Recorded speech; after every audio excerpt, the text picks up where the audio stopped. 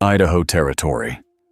Winter of 1886. Snow lashed Cedar Run's main street like torn white cloth. Inside the Cedar Queen, Clara Wynn stood behind the bar, with the last room key in one hand and the other resting near the revolver hidden beneath the counter. One wrong choice could cost her freedom. By morning, it could cost the entire town its shelter. The door burst open. Seth Rowan entered with the wind at his back. Ice had stiffened his coat. His lips were nearly blue, and his right hand trembled as he removed one glove. He looked like a man who would die if forced another mile through the cedar forest. Jace Rudd stopped laughing. He sat at the corner table where he could watch the entrance, the staircase, and every face in the room. For 18 months, no one in Cedar Run had dared make him change expression. Seth did it with one glance. "One room," he said. Clara placed the key on the bar. "One night? One night is enough." Jace laughed behind him. No one joined in. Clara watched Jace's hand leave his whiskey glass and drift toward his holster. She knew that movement.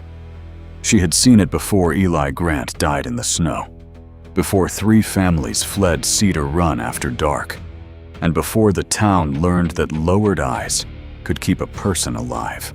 Seth took the key and turned toward the stairs. "Stranger!" Jace called. Seth stopped.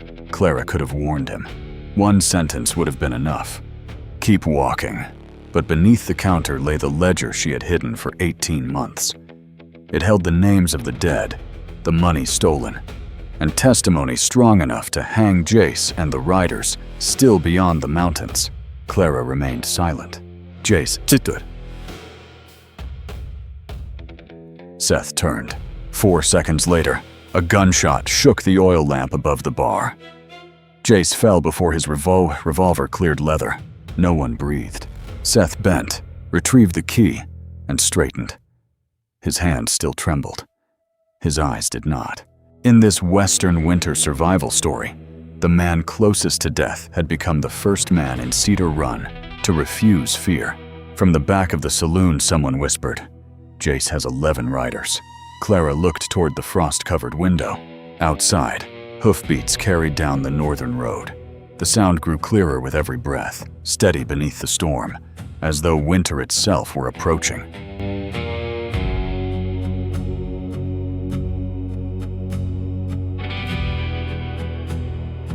By 7 the next morning, Jace Rudd's body had been removed from the Cedar Queen.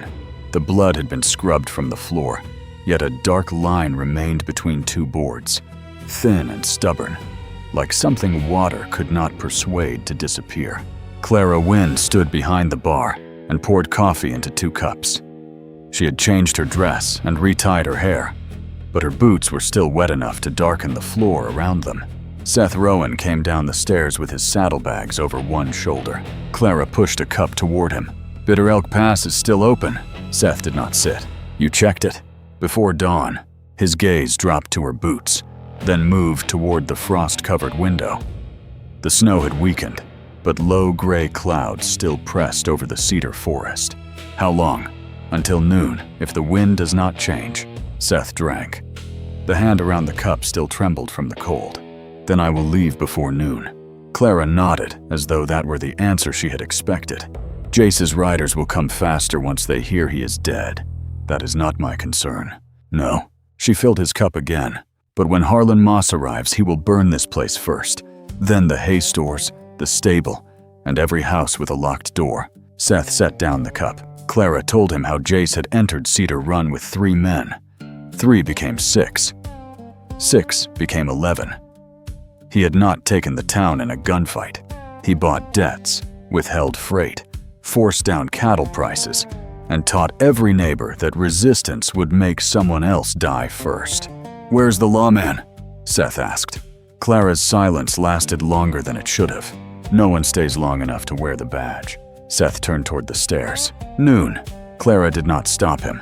Yet when he disappeared upstairs, she crossed to the window and looked toward Bitter Elk Pass. She had given him the last honest chance to leave Cedar Run before the mountain closed. 3 men were walking toward the Cedar Queen. Their faces did not belong to men seeking breakfast or whiskey. Behind them, snow began to fall again. 3 men entered the Cedar Queen before the clock reached 11. None asked for whiskey. The oldest quietly removed his hat, revealing hands split and roughened by a lifetime of working timber. Seth Rowan came down the stairs with his saddlebags over one shoulder. No one blocked the door. No one begged him to stay. "We know you are leaving," the carpenter said. Seth glanced toward the window. Snow was falling harder now, thick enough to blur the buildings across the street. "Then speak quickly." The old man told him Cedar Run had once held more than 60 people. Some left when Jace Rudd began withholding freight, forcing down cattle prices, and turning small debts into chains. Those who remained had not mistaken endurance for safety. They stayed because of shops, horses, land, and the graves on the eastern slope. Jace did not come here merely to winter, the carpenter said. He stayed for the hay stores and the freight road through Bitter Elk Pass. Seth looked at Clara. The old man followed his gaze and lowered his voice. There was something else he kept. Clara stood motionless behind the bar. "Her," he said. Jace called her his woman. No one here believed she chose it. The room seemed to lose even the sound of the storm. Seth's fingers tightened around the leather strap of his saddlebags. Clara did not deny it. She did not lower her eyes. "Why did you stay?" Seth asked. "Because someone had to remember what he took." Outside, the wind shifted. Seth crossed the room and opened the door. Snow struck him full in the face. Beyond the cedar trees, Bitter Elk Pass had vanished beneath a moving wall of white. For the first time, leaving Cedar Run was no longer a simple act of self-preservation. In this Western winter survival story, the road out had closed at the exact moment Seth learned what remaining would cost. He stood at the threshold for a long while. Then he came back inside and set his saddlebags on the floor. "Where is the ledger?" Clara's composure broke for the first time, not because she feared Seth Rowan, because he had asked the one question Jace Rudd had never known to ask.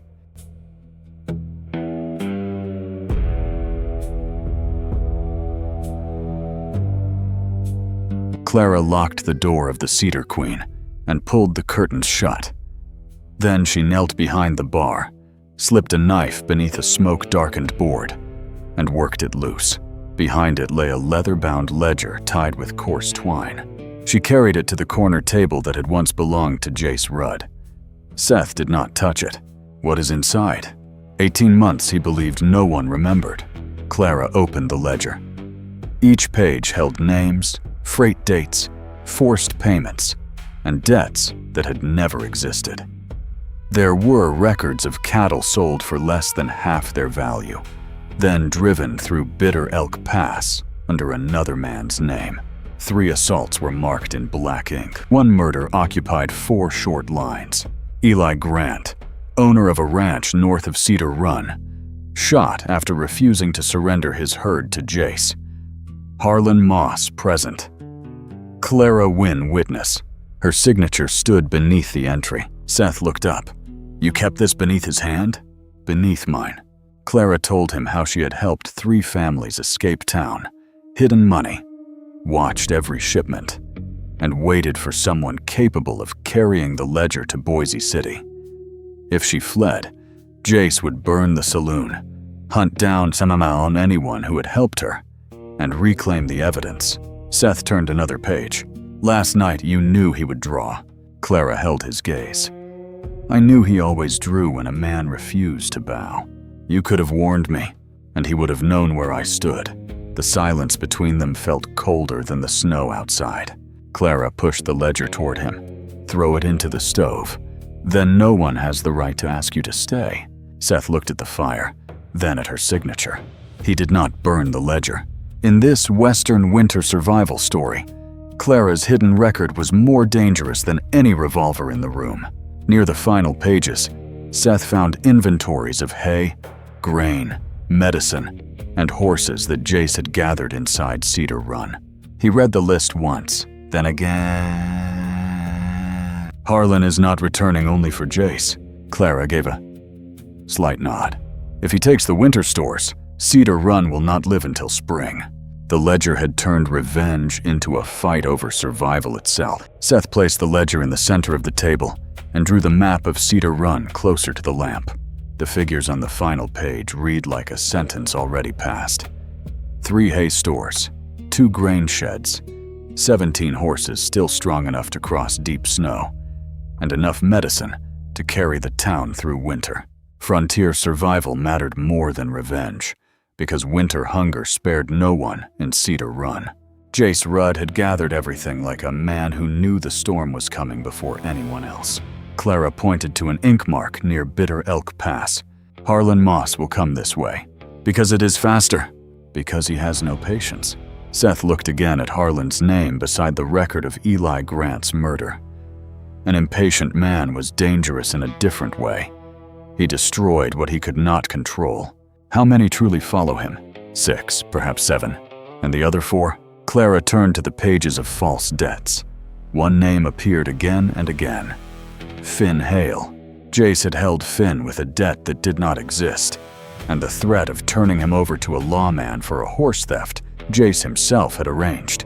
If Finn learns the ledger has left Cedar Run, Clara said, he will know Jace no longer holds anything over him. Seth leaned back. I'm not leading this town. I did not ask you to. They are looking at me as though you did. Clara glanced toward the outer room, where the rasp of a saw had begun. Perhaps because you are the first man who stood before Jace and did not bow. Seth fell silent. I live by one rule, he said. I never stay anywhere long enough for people to place their lives in my hands. Clara studied him. That rule kept you alive. She let the silence rest. Did it ever let you live in peace? Seth gave no answer. Outside, snow gathered against the windows in heavy layers. Clara folded the map. We must get the ledger to Boise City. Who can cross the pass? The room quieted when the name was spoken. Orrin Tate, the only man who had crossed Bitter Elk Pass. During a blizzard, Orrin entered, studied the map, then looked toward the storm. I can try. He turned to Seth. But my horse will die before we reach halfway. Orrin Tate placed his worn gloves on the table. His fingers had stiffened after years of holding reins through rain, dust, and mountain cold. Clara wrapped the ledger in oilcloth, added a layer of cured leather, and wrote a statement naming Eli Grant, Jace Rudd, and Harlan Moss. At the bottom, she signed the name Jace had never owned. Clara Wynn. Seth watched the ink dry. If they catch you, he told Orrin, do not die for the ledger. Orrin tightened the leather ties. A man rarely gets to choose what he dies for, all afternoon. Cedar Run prepared for frontier survival. Seth went from building to building, asking who could shoot, who could mend a door, and who could carry children through deep snow if the stone storehouse caught fire. May Boyd brought iron straps from her forge and reinforced the hinges. She laid her rifle on the counter as calmly as any other tool of her trade. The old carpenter marked the blind angles between the Cedar Queen, the storehouse, and the stable. Hay was divided among 3 locations. Grain was moved from the largest shed. Families unable to fight were taken to the stone building at the far end of town. No one spoke of victory. They simply completed the work that darkness would soon make harder. Seth and Clara boarded the windows of the Cedar Queen. At the 4th nail, his hand slipped from the hammer. Clara took it from him. You are losing feeling. I still have enough. Enough to ruin something important. She drove the nail home. Are you afraid? Seth asked. Clara kept working. I was afraid before you came through that door. Today, I simply have work to do with that fear. At dusk, Orrin led his horse from the stable. The animal took 3 steps and collapsed. Orrin examined its foreleg, then shook his head. No one mentioned Seth's horse. Seth entered the stable and removed his saddlebags from the only animal strong enough to cross Bitter Elk Pass. For a long moment, he rested one hand against its neck. Then he carried Orrin's saddle forward. Clara watched him fasten the girth. If you do this, you will have no road out. I know. In that moment, Clara understood. Seth Rowan was no longer staying because of the snow. He had chosen Cedar Run before he could admit the choice. The wind changed direction just after midnight. Orrin Tate led Seth's horse from the stable, the ledger bound beneath his cloak. Clara checked the leather straps one final time. Her hand remained on the hidden bundle longer than necessary. "If you do not make it across the pass," she said. Orrin looked toward the southern road, already buried beneath blowing snow. "Then no one here will know until it is too late." Seth stepped forward and inspected the front hooves, the reins, and the saddle. The horse turned its head and pressed its muzzle against his shoulder, as though still waiting for its owner to mount. Seth did not. "Go before the wind covers your tracks," he said. Orrin studied him. "Are you certain?" "Go," Clara answered first. "I have been certain for 18 months." Seth remained silent. Orrin urged the horse forward. The sound of hooves faded among the cedar trunks, then vanished beyond Bitter Elk Pass. A hard gust swept down the mountainside and erased the tracks within minutes.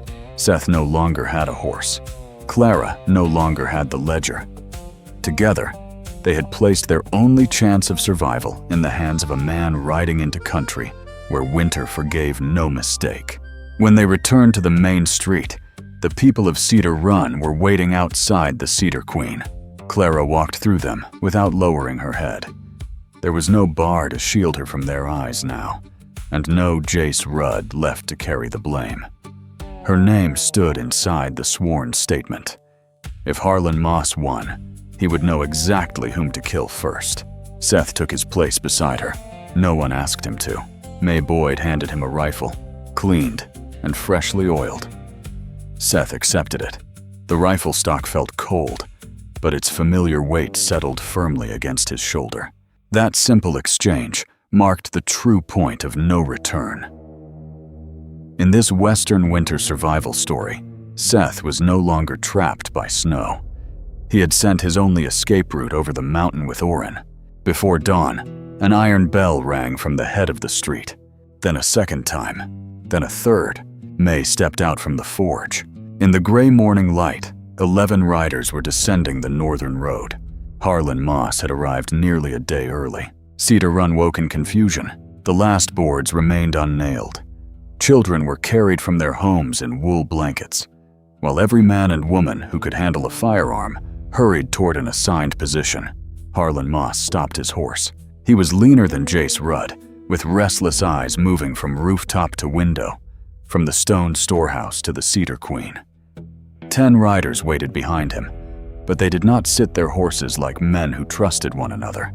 Finn Hale rode a gray horse behind the others. 3 more men kept the same distance. Seth Rowan stepped into the street. Pain burned beneath the bandage, but he held himself upright. "Give me Clara," Harlan said. "Give me the man who killed Jace. Then give me the ledger." "The ledger is gone," Harlan smiled. "Then I will burn every house until someone remembers where it went." Clara came onto the porch of the Cedar Queen. "Finn Hale," Finn raised his head. "Your debt was false. So was the horse theft. Jace wrote both into the ledger to keep you under him." Harlan turned sharply. "She is lying. The evidence is on its way to Boise City," Clara said. "Leave now, and you are a man Jace controlled. Stay, and you become a man who burned children alive." Finn did not draw his revolver. He did not advance either. The 3 men beside him watched Finn, then Harlan. Harlan's authority began to fracture before a shot was fired. He refused to wait. A rifle cracked from the right. The bullet grazed Seth's side and drove him onto one knee. At the same instant, a burning bottle sailed over the fence and shattered against the hay store beside the stone building. Flames climbed. Children screamed inside. Townspeople abandoned their positions and ran toward the fire. Cedar Run's defense broke apart before the battle had begun. Seth pressed one hand to his wound. Clara looked at him. Then at the burning storehouse, she could save only one. He saw the decision in her face before she turned away. In this Western winter survival story, courage meant choosing whom the fire would not take. Clara ran into the smoke and left Seth alone in the street. Harlan drew his revolver. Finn and the other 3 remained still. Seth had only one steady hand left. Harlan drew first. Seth twisted away from the shot, but the wound along his side slowed him. The bullet tore through his left shoulder and drove him against a porch post outside the Cedar Queen. May Boyd fired from the forge. Her rifle shot struck the snow in front of the nearest horse, sending it sideways. Seth looked at Finn Hale. Jace is dead. The ledger is gone. You have nothing left to fear from him. Harlan shouted for Finn to advance. Finn did not move. Neither did the 3 riders behind him. Inside the burning hay store, Clara dragged a child through a low window, then turned back into the smoke. She and 2 women beat at the flames with wet blankets. Behind them, fire had reached the rear roof of the Cedar Queen. The money Clara had hidden for 2 years remained in the room above. She watched the flames climb the staircase. She did not run toward them. Clara chose the winter stores over everything she owned. Outside, Finn turned his gray horse south. The 3 others followed. Harlan was left with 6 men. The fight did not resemble the stories told beside warm stoves. No one stood upright in the open street. Cedar Run fired from behind water barrels, windows, and fences. One of Harlan's men dropped his weapon. 2 more fled when the fire panicked their horses. Seth fired and missed. Cold and blood loss had numbed his hand. Using the smoke for cover, Harlan circled behind the Cedar Queen and seized Clara. He dragged her into the street, pressing his revolver beneath her chin. Seth lowered his weapon. "Put it down," Harlan said. Seth obeyed. Harlan fired. The bullet passed through Seth's shoulder, throwing him into the snow. She drove her elbow backward and tore free as Harlan raised his revolver again. Beside the fallen bar lay the gun Jace had once kept close. Clara seized it. Her hand shook, and the barrel wandered from its mark. Harlan turned. Clara fired once. Harlan Moss fell in the middle of Cedar Run. No one cheered. Clara knelt beside Seth, while the Cedar Queen burned behind them. The revolver remained locked in her hand. Seth called her name twice before she finally let it fall. 3 days later, Cedar Run still smelled of smoke. The rear of the Cedar Queen had collapsed. Clara's upstairs room held only a blackened bed frame and ash. The money she had saved for 2 years was gone. Part of the hay reserve had burned as well. What remained was divided by herd size and household. No one pretended it guaranteed survival.